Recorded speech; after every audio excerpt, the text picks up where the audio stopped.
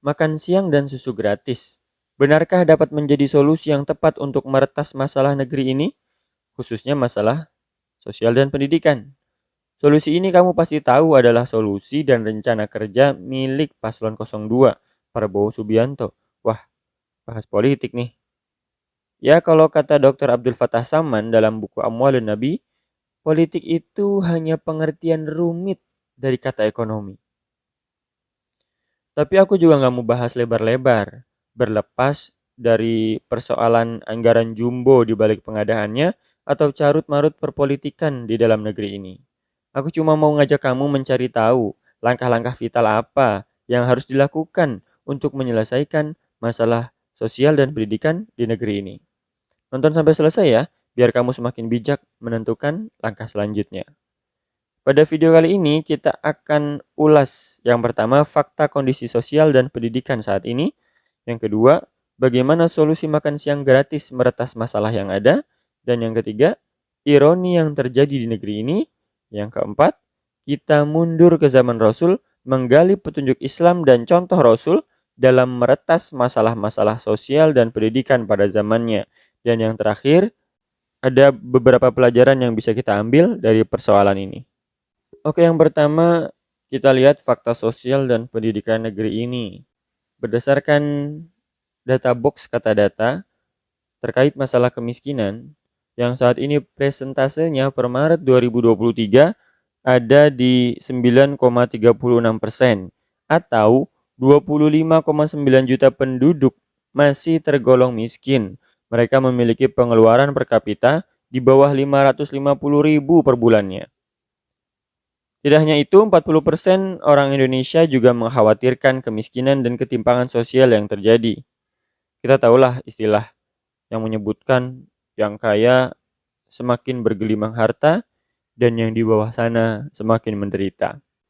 Menurut data FAO pada 2021 yang dirilis pada tahun 2022-nya, Indonesia sendiri tercatat sebagai negara dengan jumlah penduduk kurang gizi tertinggi di kawasan Asia Tenggara.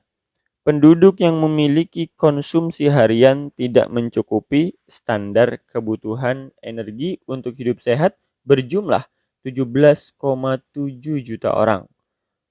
Presentase anak stunting masih di level 21,4% pada 2022.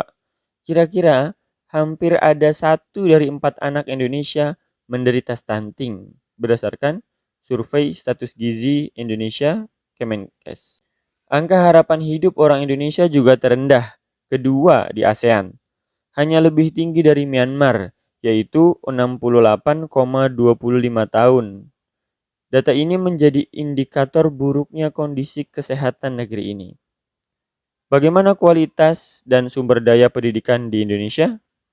Berdasarkan World Population Review 2023, IQ orang Indonesia rata-rata ada di 78,49,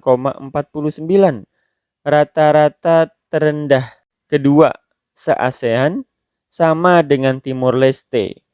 IQ orang Indonesia ini juga di bawah rata-rata global, yaitu di angka 82. Hal ini juga akhirnya terbukti dari program for International Student Assessment atau PISA pada tahun 2022 yang dirilis pada Desember 2023 kemarin yang mengevaluasi prestasi siswa dalam disiplin ilmu membaca, matematika, dan sains, menempatkan Indonesia di urutan ke-68 dari 81 negara. Skor ini menggambarkan kemampuan peserta didik Indonesia dibanding negara-negara lain dalam berpikir kritis, menafsirkan informasi, dan memecahkan masalah dalam berbagai konteks kehidupan. Kalau kita perhatikan lagi, skor PISA Indonesia sejak keikutsertaannya pada tahun 2000 hingga 2022, kita dapat simpulkan juga bahwa belum terjadi peningkatan kualitas secara signifikan. Pendidikan negeri ini bisa dibilang mandek berjalan di tempat. Data ini bisa kamu lihat di media Indonesia. Sampai di level selanjutnya, aku pernah dengar berita dan cerita pencari kerja di negeri ini yang begitu menumpuk. Tapi anehnya juga, Para HR kesulitan mendapatkan orang yang sesuai kualifikasinya dengan yang mereka inginkan. Tahu artinya ya? Demikian kira-kira sebagian kecil fakta terkait isu sosial dan pendidikan di negeri ini. Lalu bagaimana makan dan susu gratis itu mampu menjadi solusi? Kalau kita mau korelasikan sederhana begini. Dengan makan dan susu gratis, maka orang yang termasuk miskin tadi bisa mendapatkan makanan bergizi meskipun tidak mampu membeli. Selanjutnya, mengurangi kondisi gizi buruk dan stunting. Harapannya, menaikkan angka harapan hidup, memperbaiki IQ para siswa, dan semoga lulusan-lulusan pendidikan Indonesia menjadi manusia-manusia dengan kompetensi yang tinggi. Lalu mereka mengangkat setiap aspek yang kurang dari negeri ini selanjutnya dengan kapasitas yang dimiliki. Alangkah indahnya ya, jika itu semua terwujud. Pada bagian yang ketiga ini, sayangnya program itu masih rencana dan masih ada fakta berkebalikan yang kita perlu simak. Ironi. Menurut UNEP, dalam Food Waste Index 2021, total sampah makanan Indonesia itu berjumlah 20,93 juta ton per tahun hingga menempatkan Indonesia di posisi keempat negara dengan buang sampah makanan terbesar. Menurut kajian Bappenas, dalam 2 dekade ini, Indonesia membuang sampah makanan 23 sampai 48 juta ton per tahun, atau setiap orangnya membuang 115 sampai 184 kg makanan per tahun. Ini bukan hanya soal lingkungan, tapi tahu nggak nilai yang terbuang itu? Setara 231 sampai 551 triliun rupiah yang bisa untuk menutupi 30% konsumsi dari populasi Indonesia. Kebanyakan makanan terbuang itu ada di tahap konsumsi dan distribusi. Belum lagi level keterdidikan masyarakat yang masih rendah, sehingga seringkali mengalokasikan hartanya pada hal yang tidak terlalu penting atau bahkan salah, seperti flexing, rokok, atau judi slot yang belum lama viral karena nilai transaksinya yang gak kalah fantastis.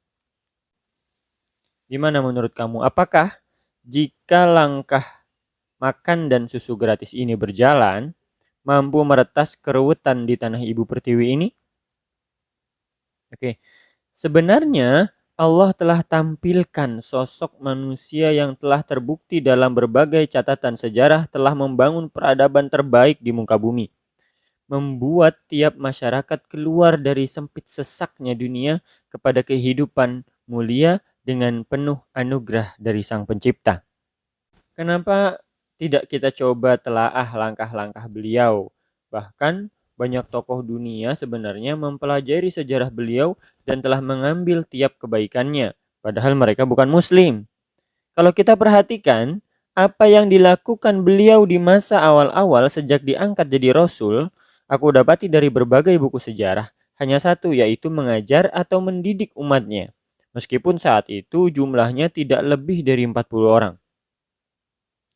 Dan fasilitas pertama yang beliau siapkan juga bukan masjid umum, kantor, istana, dan lain sebagainya, tapi justru sekolah yang kita kenal dengan nama Darul Arqam.